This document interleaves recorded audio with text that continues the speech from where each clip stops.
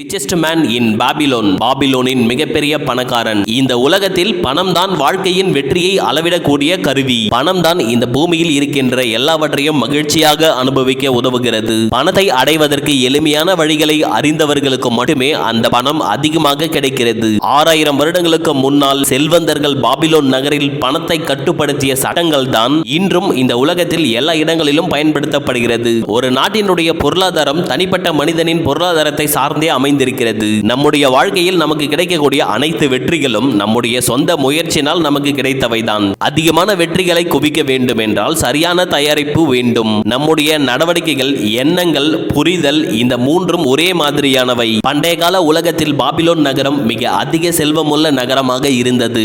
ஏனென்றால் அதன் குடிமக்கள் செல்வந்தர்களாக இருந்தார்கள். அதுதான் வருங்காலத்திற்கான வருமானம். சாப்டர் 1, பாபிலோன் பற்றிய வரலாற்று குறிப்பு. பாபிலோனை காட்டிலும் ஒரு கவர்ச்சிகரமான நகரம் வரலாற்று பக்கங்களில் இல்லை என்றே சொல்லலாம். ஏனென்றால் அதன் பெயரே செல்வம், பிரம்மாண்டம் என்ற மனக்காட்சியை தான் உருவாக்குகிறது. பாபிலோனுக்கே உரித்தான பொக்கிஷமாக கருதப்படுகின்ற தங்கம் மற்றும் ஆபரணங்கள் தான் பாபிலோன் நகரத்தில் மிக அதிக புழக்கத்தில் இருந்தவை. இப்படிப்பட்ட ஒரு செல்வம் கொடிக்கக்கூடிய நகரம் இயல்பாகவே பசுமை நிறைந்த இயற்கை வளத்துடன் கூடியது என்று நாம் எல்லோரும் நினைத்திருப்போம். உயரமான மரங்களும் அதிகமான கனிம வளங்கள் நிறைந்தது என்று கூட நாம் நினைத்திருப்போம். இவை எதுவுமே உண்மை இல்லை. பாபிலோன் நகரமானது யூப்ரட்டிஸ் ஆற்றங்கரையில் ஒரு செடி கொடியற்ற பாலைவன பகுதியாகத்தான் இருந்தது. பாபிலோன் நகரத்தில் காடுகள் இல்லை, சுரங்கங்கள் இல்லை, கட்டிடம் கட்ட கற்கள் கூட இல்லை, வணிகம் நடத்த பாதைகளும் இல்லை, மழை குறைச்சலாக இருந்ததால் பயிர்களும் வளர்க்க முடியவில்லை. இப்படி இயற்கை வளங்கள் எதுவுமே இல்லாத இடத்தில் தன்னிடம் இருப்பதை கொண்டு மனிதனால் சிறப்பான சாதனைகளை செய்ய முடியும் என்பதற்கான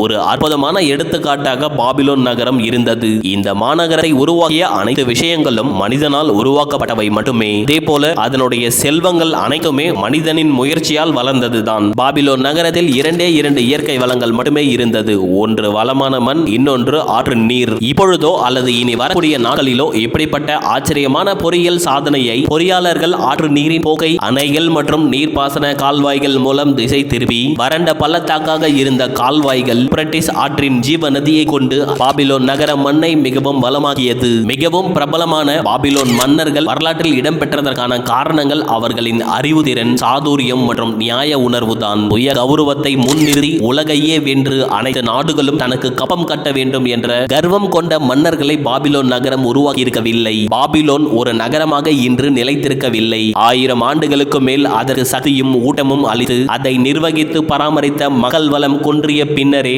ஆள் ஆரவமற்ற உடைந்த பாலைவனமாகி போனது. சுயஸ் கால்வாய்க்கு கிழக்கே 600 மைல்கள் தள்ளி பர்ஷிய வளைகுடாவுக்கு வடக்கே ஆசிய கண்டத்தில் இருந்தது. 30 டிகிரி அட்சரேகையில் பூமத்திய ரேகைக்கு மேலே இன்று யுமா, அரிசோனா இருக்கும் இடத்தில் இருந்தது. இந்த அமெரிக்க நகரத்தின் பருவநிலையை தான் அதுவும் கொண்டது. வெப்பம் மற்றும் வறண்ட வானிலை. ஒரு காலத்தில் அதிக மக்கள் தொகை கொண்ட நீர்ப்பாசன வசதிகள் நிரம்பிய விவசாய நிலமாக விளங்கிய இந்த யூப்ரட்டிஸ் பள்ளத்தாக்கு இன்று வெப்ப காற்று வீசும் வறண்ட நிலமாக காட்சியளிக்கிறது. குறைவான புல்தரை, அங்கொன்றும் இங்கொன்றுமான பாலைவன செடிகள் என்று மண் அடிக்கும் காற்றில் சிரமப்பட்டு வளர்கிறது. வளமான வயல்கள் மறைந்துவிட்டன. சிறந்த மாநகரங்கள், நீளமான வரிசையில் பயணிக்கும் செல்வந்தர்களான வணிகர்கள், அவர்களுடைய பொருட்கள் இரு அனைத்துமே மறைந்துவிட்டது. தற்போது நிலையில்லாமல் அலையும் அரபு கூட்டங்களும் அவர்களுடைய சொற்பமான கால்நடையும் தான் இங்கு இன்னும் உயிர் பிழைத்திருக்கிறது. இப்படிப்பட்ட ஒரு நிலைமை தான் கிறிஸ்து பிறந்த வருடத்திலிருந்து தொடர்ந்து கொண்டிருக்கிறது. இந்த பள்ளத்தாக்குகளுக்கு நடுவே ஆங்காங்கே புள்ளி வைத்தது போல மண் குன்றுகள். பல நூற்றாண்டு காலங்களாகவே அந்த வழியே செல்லக்கூடிய பயணிகள் அதை குன்றுகள் என்றே எண்ணிக்கொண்டிருந்தார்கள். அவ்வப்போது மழைக்காற்றில் அங்கிருந்து உடைந்த மண் பாண்டங்களும் செங்கல்லும் அடித்து வரப்பட்டதை கண்ட தொல்பொருள் ஆராய்ச்சியாளர்கள் அந்த இடத்திற்கு அதிகமாக ஈர்க்கப்பட்டார்கள்.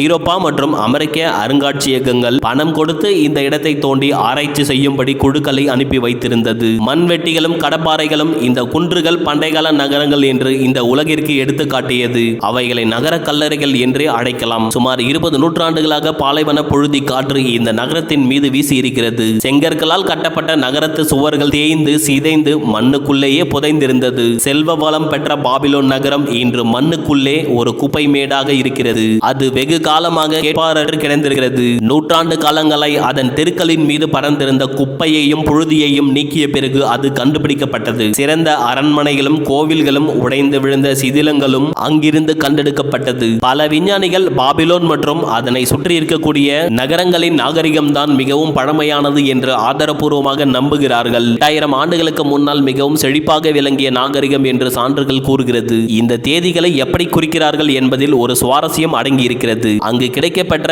இடிபாடுகளில் ஆராய்ச்சி நடத்தப்பட்ட பாபிலோன் நகரத்தின் இடிபாடுகளுக்கு இடையே ஒரு சூரிய கிரகணம் நடந்தது பற்றிய குறிப்பு இருக்கிறது. நவீன வானவியல் ஆராய்ச்சியாளர்கள் எப்பொழுது அப்படிப்பட்ட கிரகணம் பாபிலோனில் தெரிந்திருக்கும் என்று கூட்டி கழித்து பார்த்ததில் அவர்களுடைய நாட்காட்டிக்கும் நம்முடைய நாட்காட்டிக்கும் மிக நெருங்கிய தொடர்பு இருப்பதை கண்டுபிடித்தார்கள். இதன் மூலமாக 8000 ஆண்டுகளுக்கு முன்னால் பாபிலோனில் வாழ்ந்த சுமேரிய நகரத்தை சுற்றி சுவர்கள் எழுப்பி வாழ்ந்து வந்தனர் என்பதை நம்மால் அறிய முடிகிறது. இது போன்ற நகரங்கள் எத்தனை ஆண்டுகளுக்கு முன்னால் இப்படி இருந்தது என்பதை நம்மால் கற்பனை தான் செய்து பார்க்க முடியும். பாபிலோனிய நகரத்தில் காவலாக அமைந்த நகர சுவற்றுக்குள் அவர்கள் காட்டு மிராண்டித்தனமாக வாழ்க்கையை வாழவில்லை. அவர்கள் கல்வியும் முற்போக்கு சிந்தனையும் கொண்டவர்கள். எழுதப்பட்ட வரலாற்றை பொறுத்தவரை அவர்கள்தான் முதல் பொறியாளர்கள், முதல் விண்வெளி ஆராய்ச்சியாளர்கள், முதல் கணக்கு ஆசான்கள், முதல் பொருளாதார நிபுணர்கள் மற்றும் முதலில் மொழிக்கு எழுத்து வடிவம் கொடுத்தவர்கள். முன்னரே குறிப்பிட்டபடி வறண்ட பள்ளத்தாக்கை பாசன வசதிகள் செய்து விளையும் சொர்க்கமாக மாற்றியவர்கள் இவர்களே. இந்த கால்வாய்களை இப்பொழுது கூட தடம் தேடி கண்டுபிடிக்கலாம். ஆனால் அவற்றில் பாலைவன மணல்கள் நிரம்பி இருக்கிறது. சிலவற்றின் அகலத்தை பார்த்தால் நீர் வற்றிவிட்டால் 12 குதிரைகள் அவற்றின் படுக்கையில் ஒரு சேர பயணிக்கும் அளவு அகலமானவை. இந்த கால்வாய்கள் அமெரிக்காவில் இருக்கின்ற கொலராடோ மற்றும் ஊடா நகரங்களில் இருக்கின்ற பெருங்கால்வாய்களுக்கு ஒப்பானவை. பாபிலோன் நகர மன்னர்கள் வயல்களுக்கு பாசன வசதி செய்து கொடுத்ததோடு இல்லாமல் பாபிலோனின் பொறியாளர்கள் வேறு சில சாகசங்களையும் செய்திருக்கிறார்கள். யூப்ரட்டிஸ் மற்றும் டைக்ரிஸ் நதிகளின் வாயருகே இருந்த சதுப்பு நிலங்களின் பிரமாதமான கழிவு ஏற்பாடுகளை செய்து அவற்றையும் விளை நிலங்களாக மாற்றியிருக்கிறார்கள். ஹீரோடட்டஸ் என்ற கிரேக்க பயணி பாபிலோன் சிறப்பாக திகழ்ந்த போது அங்கு பயணம் சென்று அதன் குறிப்புகளை எழுதியுள்ள ஒரே வெளிநாட்டுக்காரர். ஹீரோடட்டஸின் பயண குறிப்புகள் அந்த நகரத்தையும் நகர மக்களின் சில வினோதமான பழக்க வழக்கங்களையும் விரிவாகவும் ஆழமாகவும் படம் பிடித்து காட்டுகிறது. ஹீரோடட்டஸ் நகரத்தின் அரிதான மண் வளத்தை பற்றியும் அங்கு அமோகமாக விளைந்த கோதுமை மற்றும் பார்லி பயிர்களையும் பற்றியும் மிக விலாவாரியாக விவரிக்கிறார். பாபிலோனின் புகழ் மங்கினாலும் அதனுடைய அறிவு நமக்காக பாதுகாக்கப்பட்டிருக்கிறது. அவர்கள் பராமரித்து வந்த பதிவு முறைகளுக்கு நாம் நன்றி கடன் பட்டிருக்கிறோம். அந்த காலத்தில் காகிதத்தின் பயன் கண்டுபிடிக்கப்படவில்லை.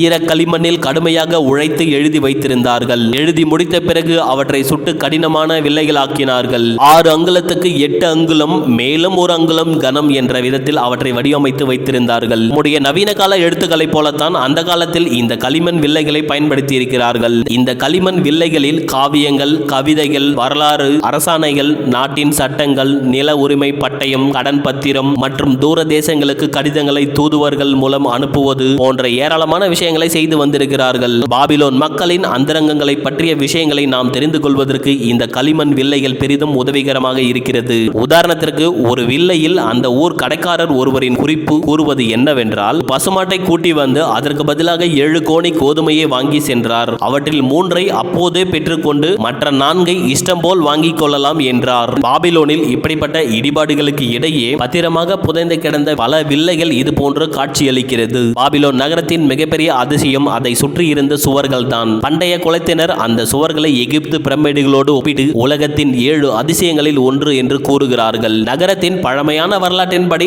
ராணி செமிராமிஸ் தான் முதலில் இந்த சுவர்களை எழுப்பி பெருமையை அடைகிறாள். நவீன அகழ்வாளர்களுக்கு அந்த பழைய சுவர்கள் தோண்டும் பொழுது கிடைக்கவில்லை. அவற்றின் சரியான உயரம் தெரியவில்லை. சில வரலாற்று பதிவாளர்களின் குறிப்புகளில் அவை 50 - 60 அடி உயரம் இருப்பதாகவும் வெளிப்புறம் சுட்ட செங்கற்களால் ஆனது என்றும் ஒரு ஆழமான அகழி தண்ணீருடன் நகரத்தை காத்ததாகவும் நாம் அதில் அறிகிறோம். அதற்கு பின்னால் எழுப்பப்பட்ட பிரசித்தி பெற்ற சுவர்கள் கிறிஸ்து பிறப்பதற்கு 600 ஆண்டுகளுக்கு முன்னால் நபோபோலசார் அரசனால் எழுப்பப்பட்டவை. அவற்றை திருப்பி எழுப்புவதற்கு பிரம்மாண்டமான திட்டத்தை அரசன் வகுத்திருந்தான். தன்னுடைய வாழ்நாளில் அவற்றை முடிக்க முடியவில்லை. அவன் மகன் நெபுச்சட் நேஜர் கையில் அந்த சுவர் கட்டும் பணி ஒப்படைக்கப்பட்டது. இந்த நெபுச்சட் நேஜர் பெயர் பைபிளில் கூட இடம்பெற்றிருக்கிறது. புதிய சுவர்களின் உயரமும் நீளமும் நம்பும்படியாக இல்லை. நம்பகத்தக்க தகவலின்படி அவை 160 அடி உயரம். இன்றைய தேதியில் ஒரு 15 மாடி கட்டிடம் எழுப்பினால் இருக்கும் உயரம். அதனுடைய மொத்த நீளம் 9 - 16 மைலாக இருந்திருக்கலாம். 6 குதிரைகள் பூட்டிய தேரை ஓட்டும் அளவுக்கு அகலமானவை. இந்த பிரம்மாண்டத்தில் கொஞ்சம் கூட மிச்சம் இல்லை. அடித்தளம் மற்றும் அகழியை தவிர,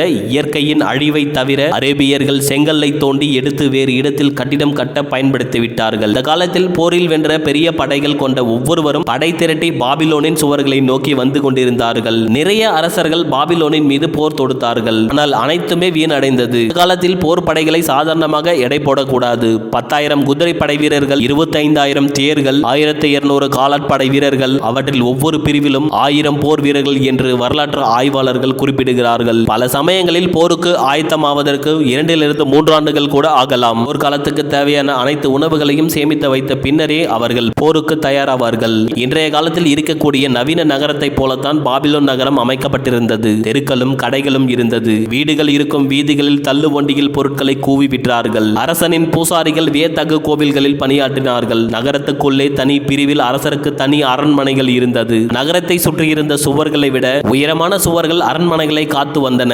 பாபிலோனியர்கள் கலைகளில் தேர்ச்சி பெற்றிருந்தார்கள். சிற்பம் வடிப்பது, ஓவியம் தீட்டுவது, நெசவு, தங்க ஆசாரிகள், உலோக ஆயுதங்கள் தயாரிப்பு மற்றும் விவசாய உபகரணங்களை தயாரிப்பவர்கள் போன்றவர்கள் நேர்த்தியாக செயல்பட்டதாக கூறப்படுகிறது. அவர்களின் கொல்லர்கள் திறம்பட ஆபரணங்களை செய்தார்கள். செல்வந்தர்களின் கல்லறையிலிருந்து பல ஆபரணங்கள் கைப்பற்றப்பட்டது. உலகின் முன்னணி அருங்காட்சியகங்களில் அவை காட்சி பொருளாக வைக்கப்பட்டிருக்கிறது. இன்றளவிலும் உலகத்தில் பல பேர் கல் கோடாரியை கொண்டு மரங்களை வெட்டி கொண்டும் கூரான கல்முனைகளை கொண்டு ஈடிகள் அம்புகள் செய்து வேட்டையாடுவது, சண்டையிடுவது என்று கற்கால மனிதர்களாக வாழ்ந்து கொண்டிருந்த சமயத்திலும் பாபிலோனிய மக்கள்கள் கோடாரிகள், ஈட்டிகள், அம்புகள் போன்ற உலோகத்தினால் ஆன கருவிகளை பயன்படுத்தி வந்திருக்கிறார்கள். பாபிலோனியர்கள் சாமர்த்தியமான பொருளாதார நிபுணர்கள் மற்றும் வணிகர்கள். நமக்கு தெரிந்தவரை பணத்தை கொண்டு வணிகம் செய்தவர்கள் இவர்களாகத்தான் இருக்க முடியும்.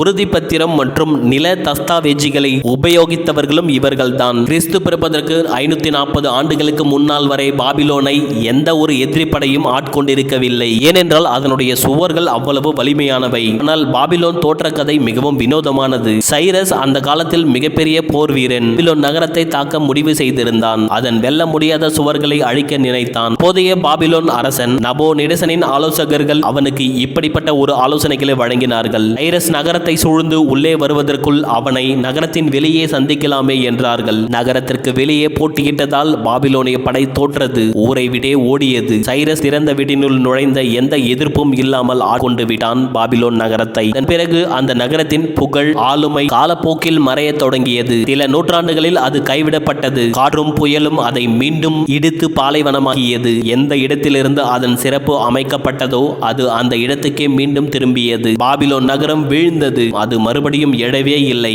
ஆனால் நாகரிகம் அதற்கு மிகவும் கடமைப்படுகிறது. காலத்தின் நாட்கள் கர்வமாக நின்ற அதன் கோவில் சுவர்களை தவிடு பொடியாக்கி இருக்கலாம். ஆனால் பாபிலோனின் அறிவு இவற்றுக்கெல்லாம் அப்பால் தனித்து நிற்கிறது.